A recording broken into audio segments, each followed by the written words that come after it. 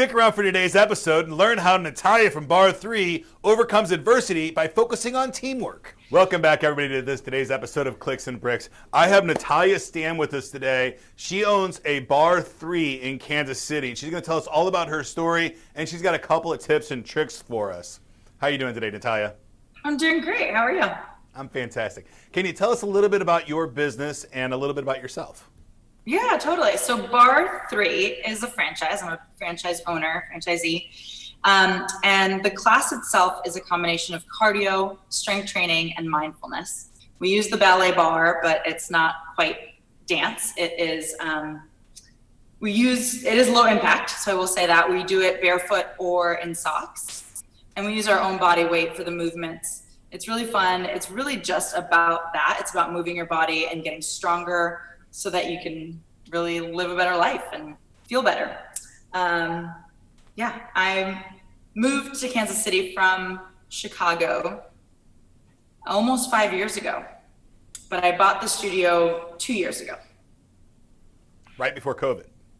Right before COVID, yeah. Okay. When I moved to Kansas City, I knew the owner, I knew the girl who was opening the studio. So I started teaching here right away when she opened in 2017. And then she wanted to sell in 2019. So I bought it from her in November of 2019. So I had 4 good months before we then closed because of COVID. Yeah, that's tough. Yeah. Okay, so you bought the business, and this is your first time buying a business? Yes, first time buying a business. I had previously been a manager of a different bar type studio in Chicago. So I had some experience on the management side and running things, and I'd been teaching for a long time. I've been teaching bar classes since 2009. So I've been teaching a long time, and then I kind of forwarded into the management side at my old studio in Chicago. So I definitely had experience we use this system called Mind Body. So I had experience with the technology side of it. I had experience in, training people and the operations side of it, and just ordering supplies, like those things that I just did all the time. I definitely learned a lot in my first few months of being an owner. And then I feel like during COVID, that's one thing that I'm sure happened to a lot of us business owners, is that you had to learn a lot quickly to adjust to this new kind of world when Yes. COVID hit. I personally think that if you survived COVID as a business owner and you did the EIDL money and you did the SBA funds, that they should just give us all master's degrees right now, because that was no small task to deal with. I'm still dealing with it, as I'm sure you are if you're doing any of the extensions. But it was definitely a ton of paperwork to get done, and it was very interesting. I learned a lot through that whole process as well. And I know a little bit about the brick and mortar industry as a whole, and a lot of different businesses. As I've been in the hosting industry for 20 something years, I've dealt with every kind of business you can imagine. Running a bar in Chicago has to be wildly different than running a bar in Kansas City, right? Because it's way different cityscapes. And in Kansas City, are you near the Westport area? I know you're near state line, and the closest thing to Chicago is really Westport area in Kansas City, right? Yeah. I'm not. I'm like 10 minutes away from Westport here. I'm in Brookside, which has Brookside's interesting because it does have kind of a small town kind of feel to it, even though it's in the city. Right. So in that way, it is different. Where when I worked in Chicago, the way people get around is different than here, because obviously here everyone drives. But I was on the north side of Chicago, so people did kind of drive a bit where I was. So that component was, similar in some ways.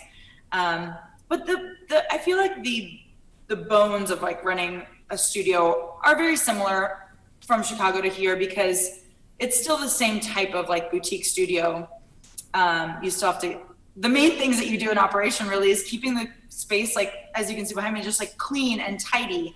And honestly, like that's a lot of it is just cleaning, because we want people to walk in and just feel like that relief that you get when you're in a nice clean space, right? You would hate to like walk into a space like this and see hair or dust on the floor, right? So it sounds silly, but that's really part of like the experience, is keeping a clean space. And so that is really a lot of what the front desk does when they're here, the front desk staff. That, and then connecting with people as they walk in through the door, knowing their names, making them feel welcome, like they're a part of the space right away. And that really, again, is the same Chicago, Kansas City, wherever you go. Right. That's what you should feel when you walk into a Barre3 studio. I always like to play a game when I'm traveling and I go to different places and I know there's a franchise. And I like to try to guess if it's owner operated or owner absent franchise. And I generally can know by going into the restrooms. Yeah. And I know if the owner is maybe not, he might be owner absent, but if he's involved at all, generally it's really, really clean. So if I go and ask the front desk, I'm like, hey, does the owner show up every now and then? You know, I'll get the answer, no, he's never here, and that's the dirty place. Or, yeah, he's involved, he comes in once a month or something, and those are generally clean. But the ones that the owner operates are generally, you know, the best clean places in the planet. And I think, you know, those are the, what would you rather go to, you know, a corner gas station or a Quick Trip? And Quick Trip has, you know, held the highest standard for gas station cleanliness. And it's important, folks, like keep your places clean and keep those restrooms spick and span all the time. And your customers will notice. They know it. You might not think they do, but they absolutely do. Yeah. And I would guess that the biggest difference between a Kansas City bar and a Chicago bar would be Chicago would just have a lot more one-time guests, whereas bar is going to have, you're going to nurture that relationship a lot more because you're not getting the travelers, you're not getting that high foot traffic volume in the suburbs that you do in the cities, right? Yeah, I mean, that is true. I will say though, when I started teaching at this other, it wasn't Barre3, but a different bar studio in 2009. And back then, this type of thing was more unusual. Like it was like starting off this kind of boutique studio. Right. So that's also been a change, is that now even here in Kansas City, people have a lot more options with bar studios or other kind of boutique fitness studios to go to. So there's a lot more competition. There's also this thing called Class Pass that you may have heard of, that people pay Class Pass, and then they can visit lots of different studios. And it is cool, and it's great for people to try different things. Right. It does create, I feel like, more of that competition though, because you know, somebody on Class Pass can go to 10 different boutique studios in 1 month. And like you're saying, especially people like that will look at your bathrooms or look at those just the little things, and they'll notice what's the difference between this boutique studio and that one, and which one, you know, who does it better? Where do I feel best? Where do I feel most welcome? So it's good. And those little nuances, your client's not going to tell you. They don't even realize it. They don't know why they don't like it. They just know that something's different, that this place isn't as nice as the other place, right? They're not conscious about what they don't like, what the curb appeal that they like better at one place or the other is. They're not really thinking like that. So they're not going to tell you, oh, I chose the other place because their bathroom's slightly cleaner than yours, right? So, you know, I look at whenever I'm running any business at all, like I'm running like I'm preparing for a competition, right? And you are. Your competition is everybody in the world trying to gain the attention of your potential client. So everything that you can do in keeping your facility spick and span, super clean, is almost free, right? It's a mindset of, hey, we don't leave things, we pick up after ourselves, you know, we do those things. So that's wildly important for any brick and mortar business, in my opinion, right? I was literally thinking about this today when I had to go to Quick Trip to get something they didn't have, and I had to go to the 7-Eleven. And I was just looking at the outsides, and I'm like, yeah, I know why I go to Quick Trip over 7-Eleven. I don't care that it's a little bit more expensive. It's just a nicer place, right? Mm-hmm. So I congratulate you for knowing that and recognizing that as a fairly new business owner, that is a competitive advantage, and it's a huge one that is very frequently overmissed, mostly by, I think, non-owner operated businesses. Yeah. Or if the manager isn't invested in running the business, right? They don't have ownership or anything at all. It's just a job to them. So congratulations on that. Congratulations on getting your business and getting through COVID, buying a business right before COVID. I mean, I will always tell people if they're looking at getting into a franchise, that if they can find one that is struggling, it's going to be a lot easier to turn that around than it's going to be to open a brand new one, right? Mm-hmm. Because at least if you buy an existing customer base, there's a customer base there. There's some stability already built in. You don't have to go from zero to your first 100, 150 clients to be breaking even before you're even getting a paycheck. I'm assuming the numbers are about that. I'm pretty familiar with this industry. Not your industry, but the boutique industry. About 150 members, you're pretty close to paying the mortgage and paying your staff. 200, maybe you're getting a paycheck. 300, life is pretty good, right? That's my assumption on your business as well. Yeah. Pretty accurate numbers there. Yeah, and actually that's what I was saying. Right before COVID, I got the studio in really good shape. Like you're saying, the previous owner still teaches for me. So she's still part of the studio, still part of the community. We're friends. She, you know, like I said, I started teaching right when she opened the studio. So I was here from the beginning, and I know all the instructors. I know all the clients. So that was also to my benefit coming in, that I wasn't just somebody new off the street who was buying the studio.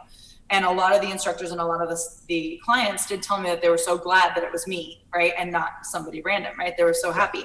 So that was a great thing to start off with. And the fact that, the previous owner did a wonderful job. She had, like you're saying, already created this amazing community, this great base of members and staff and everything.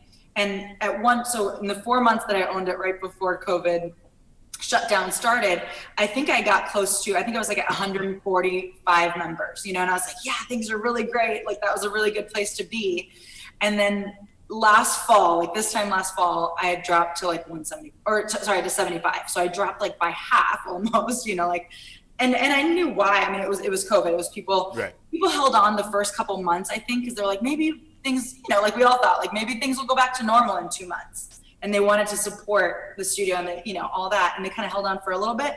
But once they realized that maybe they weren't going to be coming into the studio, or they weren't using the online classes as much, things like that, then I started to see people drop, you know, and for many reasons. Some people would write me an email and say, I need to give up my membership because my husband or my partner lost their job, right? Or maybe it was a timing thing. Maybe it was because of, and I know this too, because I have a child, like I don't have childcare. I don't have time to use my membership, right? So there's a lot of reasons why it happened, but it was all tied to COVID.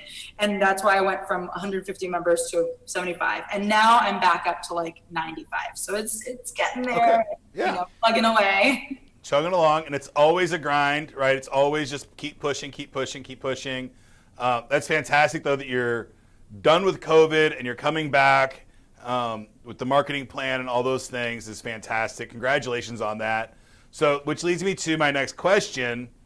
Do you have a tip or trick that you use personally to help you overcome adversity and continue moving on? I mean, cutting your business in half and dealing with shutdowns and all those things, there had to have been days and nights where you're laying in bed and just like, man, screw this. I'm going to go get a job. I'm just going to get a regular job and be a normal person. But you didn't, and you're still there, and you're still struggling, and you're moving along, you're growing again, right? It's happy, and you're excited, and you got a smile on your face, and it feels good, right? But when you were down to 74 members, what were tips and tricks that you used to help you keep going? Because I read the book Think and Grow Rich on a regular basis, and that story, 3 Feet from Gold, I can just not get out of my head, and I've done it so many times. I've quit before I got there, and you haven't. And I applaud you for that, but what is the tip or trick that you use to help you overcome those times, those nights, whenever you're thinking, just give it all up? Yeah, I have a few things to say on that, just because I, first of all, really love what I do, and I think that makes a difference. That if I didn't love the studio and I didn't love sincerely what I do, I wouldn't have survived those months, you know? And so part of that, and I will say, and this applies to, I think, anyone in any situation, is that you have to fill your cup so that you can give and so you can continue going in those tough times. And I was actually really lucky that in March of 2020, right before shutdown, I went to an owner roundtable in Austin, Texas with a bunch of other Barre3 owners. And I got to meet some new owners. I just got to like pick their brain and get some ideas on marketing. And this was when, you know, we all kind of thought like, we kind of heard about COVID, but it didn't seem like we were going to shut down or anything like that. So I was getting marketing tips. I was getting, you know, like just ideas from them. And I came back to the studio, like super enthused, like ready to do some new things. And then, you know, and then COVID happened. But what I will say about that is that time to connect with other people was really valuable for me. And that, I think that really helped me in the next year when I was when the business was struggling, and when, you know, like you're saying, have those nights that you're like, what am I going to keep doing this? But having, you know, spent that time with other owners being encouraged really helped me a lot. And so knowing that, I feel like that's what I've continued to do. So So on a side note, I feel like I also like to spend time with my family and go camping. Like that's one way that I recharge, like personally with my family, is like we take out the camper and we go camping. We just went camping this weekend, super fun. And I come back feeling refreshed, right? But then also with my team. So as you know, if I'm talking to other business owners and thinking about like, what can you do to, as like a trick to feel better, right? And to like recharge. I think also spending time with your team and just having an outing, or, I mean, because I get that money is tight. I don't like take them all out every month or something, but we do something maybe here where we get together and I have something that we can, just a team meeting to kind of get back on the same page, which I think is super important as an owner and a manager or anything. Get your team together and get them all on the same page about what's going on in the studio, but also just on the social level. And you don't have to be, it's not like you all have to be best friends, but just getting together and spending that time has really helped me and my team. And it reminds me again of like, why am I doing this? It's because I love these people that I work with. I love what I do. And it reinforces that for all of us, not for me as the owner, but also my instructors. I think when we connect and we talk about the class and we talk about what we're doing and then we connect with each other, we remember why we love it here, right? And keep going. And then my final tip or trick, which will seem really obvious, but it is so true, is just to move your body, because moving your body makes you feel better. And so even today I was like earlier in a bad mood about something, but then I took, our noon class and I'm like, oh, I feel better because I had a little time to get out of that mental space too. That's what like one of the things movement allows you to do is you stop thinking and worrying for a minute and thinking about what's on your to-do list and your email list. And you can just like move your body, zone out for a minute, and then I can come back and have energy for that. Right. And I'm going to boil that down into really two big tips, right? And I think what you're saying there is, one, love what you do and you'll never work a day in your life is a true statement, but use that, cliche statement for everything in life. If you're down and you're ready to quit and you actually quit, it means that you didn't really love what you were doing anyway, right? So if you give up on something, it's not really what you were passionate about. So if you truly love what you do every single day and you just go out and do it, you will be successful. You might not be successful tomorrow, but you will be successful long term. So just keep that in mind. I know it's cliche, but love what you do and you'll never work a day in your life is absolutely 100% true. And I think the second big takeaway there is teamwork makes the dream work. And you have a team in multiple different fashions. Your staff is one of your teams, your family's another one of your teams, and your clients are another set of team, right? And you draw energy from all three of those teams in different ways to, really keep moving forward. And actually, I think you had 3 tips there, and one of them is really, really important, and this is why they tell you in the airlines to put your mask on first so you can help the person next to you, is you're first, right? You have to be happy. You have to be doing something you like to do, or all your employees are going to be frustrated. Your husband or wife's going to be frustrated. Your kids going to be frustrated. Your customers are going to be frustrated because you're not really doing what you like to do. So, it really is important to make sure that you're putting yourself first. And I know it sounds selfish and it takes a long time to get there, and you're probably told not to do that when you were a kid. But if you're not putting yourself first, you're not getting proper exercise, you're not getting proper diet, then you're not there for those other people. You can't be there for them because you're not there for yourself. And that's wildly important tip. And I thank you for all 3 of those tips. I think they're fantastic and things that people, I think everybody knows those things, but just reinforcing them on a regular basis, I think is important, right? Because it's so easy to get lost in the daily shuffle of, oh, I really forgot what I'm doing because I'm balancing checkbooks all day. I really love that I'm helping people and changing lives, which is what which I'm assuming is what you really love doing, is seeing those transformations, because I love it myself, right? I really like when I see a business owner and we get a marketing campaign that really works and changes their business, or if I see a person coming to the gym for the first time and find some new empowerments, right? Both of those feelings to me, I would do them for free, right? I would do that work and not charge anybody anything because it's just so personally rewarding, right? Yeah, absolutely. And so if you're not willing to do it for free, then that's probably not the business that you should open, right? is my opinion. And obviously there's, the billionaire moguls out there that can do stuff that they don't like doing just for the money. I don't have that mentality, so I have to do the stuff that I love doing, which is for me, boxing and technology. So I like both of those things, and that's what I do on a daily basis. So now, everybody in the country, and in the world for that matter, we're all, in, not to start any political arguments, but we're all pretty much in the same boat, right? We're dealing with COVID, shutdowns, government mandates, no government mandates, vaccine, no vaccine, all these things, right? We're inundated every day with adversity, and we appreciate your tips for overcoming adversity, but it feels like, at least, that we're coming out of this COVID era and into a manageable COVID pandemic, right? It's at least we're getting to a manageable point now, and people are starting to think about, okay, I've overcome this adversity. How do I thrive? How do I be great in this new world? And it's very similar tips and tricks as overcoming those. The teamwork is there, doing what you love is there. But do you have any other tips for really pushing yourself to the next level? I call it building Ken. But how do you, what is your trick to really get yourself and level up your life? Well, I don't. That's a lot. I was thinking more in terms of the studio. I feel like, or the studio, either yeah, way. Yeah, because personal too. But I think for the studio, one thing, I was just at the owner summit for Barre3 Studio. So all of the owners went to Portland. Not all of them. We were all invited, but about half were able to go. And so a lot of us went to Portland, which is where Barre3 started, right? And that's the home office. And which is a weird place to visit. Yeah. Portland is a strange city for sure. Yeah. I enjoy it there, but it's definitely some oddities there for sure. Yeah. But that was a good. I just went there in September, and one of the things that they talked about was that people have been really missing, because we were when we were in lockdown, when we have been working from home, people are missing connection and community, and that's one of the things that we can offer at Barre3. And as people start to come back to the studio, what I'm focusing on, and what a lot of us Barre3 studios are focusing on, is making that experience the best possible thing that it can be, right?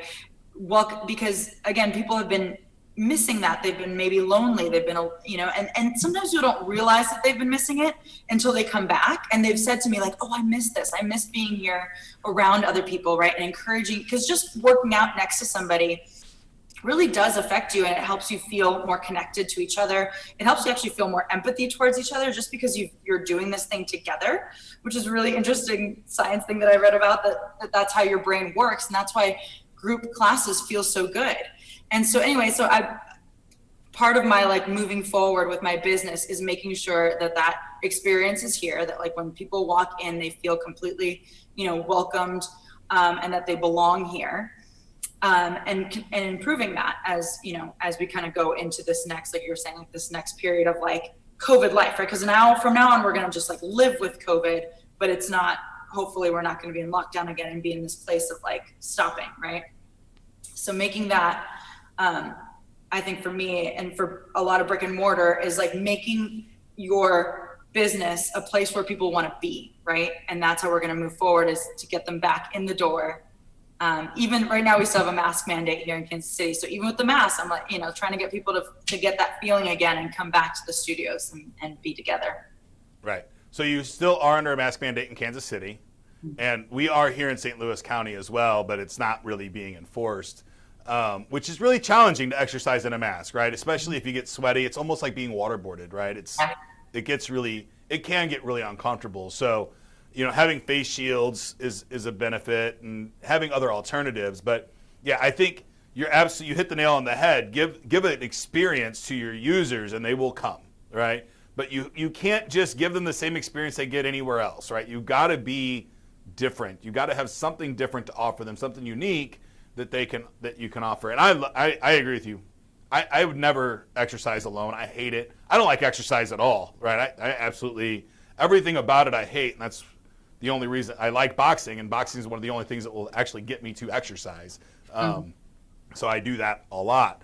But fantastic tip, I think. So community is a huge one, and being different in the marketplace. And you're different by just immaculate, always the extremely high expectations of what your studio should look like, right? Yeah. And when they come there, they know that they're coming to a clean, sanitary place. They don't have to worry, they know everything's wiped down all the time, all of those things.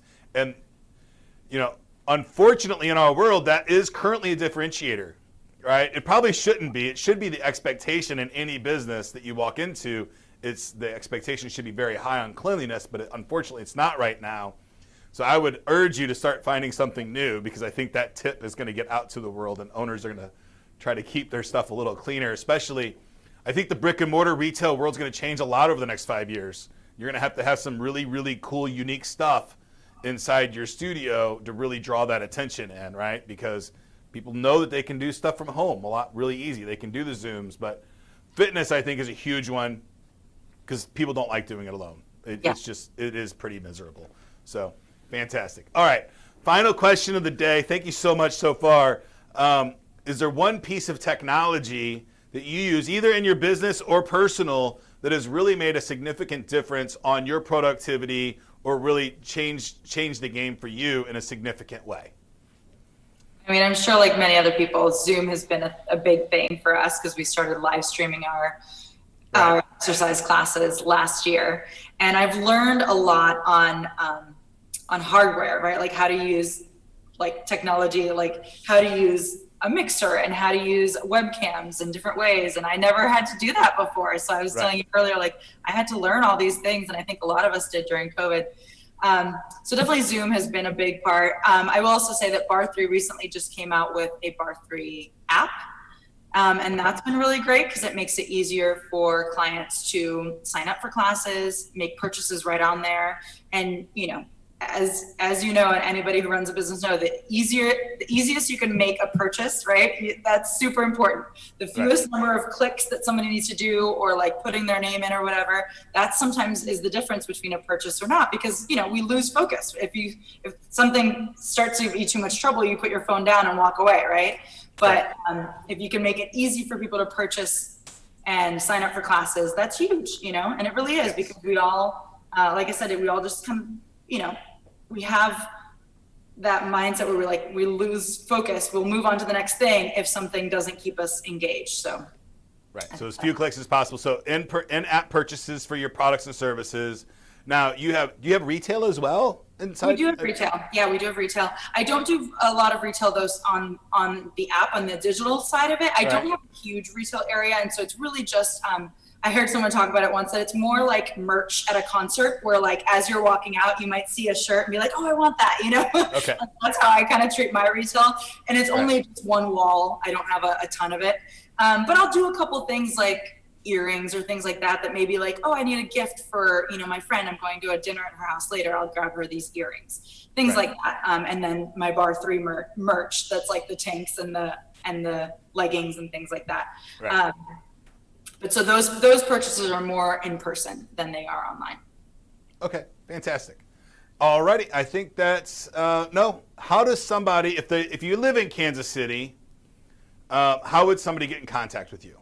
Yeah, so you can go to our website, which is barre3.com/Kansas City. You can email us, kansascity@barre3.com, or just stop by. We're right next to Charlie Hooper's in Brookside, and so. Yeah, you can stop by, drop in, take a class. Fantastic. And we've got the number right there on the screen. If you don't want to give them a call, check out their website. I'm assuming on your website there's a form they can fill out and maybe get a free class or something along those lines, just to check it out and see. The best way to do that is just to email or call, and we'll get you set up for a free class. Okay.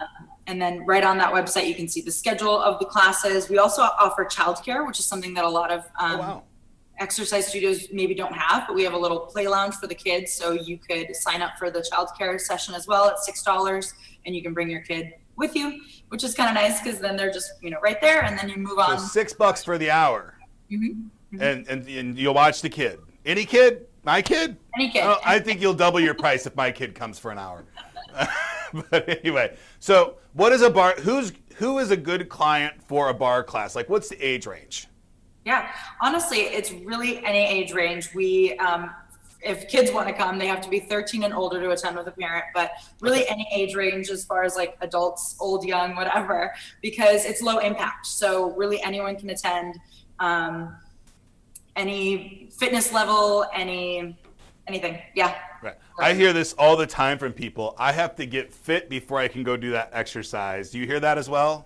I do, and I think it's partly the bar that seems intimidating, and it seems like you have to be flexible, but yeah, I'm here to tell you, you don't. really everyone can do it. And the other note I will say about that is that it's also great for like prenatal and postnatal, because I did it the whole time I was pregnant. I was like teaching up until like the week before I was due, and I was still there teaching. So you can definitely do it, and you can adjust you can make classes like, because we'll give you ways to challenge and like make your class, make it as hard as you want, but you can also do what you need. And if you have injuries, we'll help you like do modifications. So like I said, everyone can do it. So yeah, so modifications and challenges on everything. Yeah. Fantastic. A lot of people tell me like, oh, I can't do that. I'm like, yes, you can. Just, give it a try. Fantastic. Well, thank you so much for joining us today. I very much appreciate it. Any last tidbits for the audience before we go? I will go back to what you said about like doing what you love. I think that you do work, but it's like you'll do work because you care about it so much. But like you said, it doesn't feel like work. You know what I mean? And I think that's what's great about if you really love what you do. One thing that I heard at my owner summit too is that to focus on because there's lots of parts to running a business, and there's some that that you're really good at and you really love, and there's parts that you hate doing.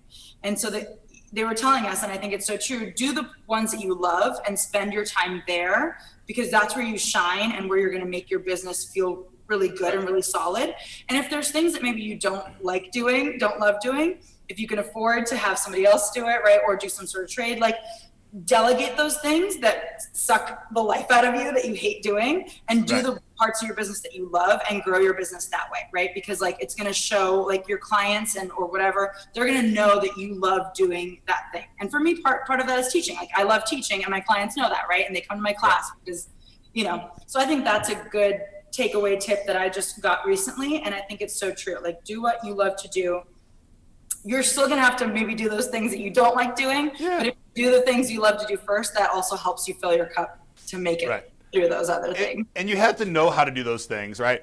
You have to understand the basics of accounting if you're going to run a business. You have to know how to read a P&L, but you don't have to write your P&L every month. You can hire an accountant. And in today's world, I can't stress enough, look for these single services that charge a flat rate for services. Like I know there's some for images, there's some for video editing, there's some for accounting. I use them for my HR stuff, right? There's these very single service products and services that you can buy in today's market that you can outsource a lot of this work to. Not saying that you don't need to know how to do it. You have to oversee it because you're the owner of the business. That's your responsibility. But you can get a lot of these menial tasks that you don't like doing off your plate. And it's okay, because believe it or not, somebody actually likes doing accounting. Like there's somebody that likes doing that kind of work. Let them do it. You focus on the stuff that you like doing, because you're going to be way more successful at that kind of stuff. So I love those tips. Thank you so much, Natalia, for your time today. And that's it for today's show, folks. My name is Ken. Come back, join us, check out our YouTube channel. It's youtube.com. Clicks Bricks Podcast is the name of our YouTube channel. We finally hit our 1,000 subscribers. Very much appreciate everybody for coming out. And if you like today's episode, if you got any value out of it all, please hit that subscribe button and like this video. Share it with a friend. Anything helps. Let us help us grow. That's it for today, folks, and get to work.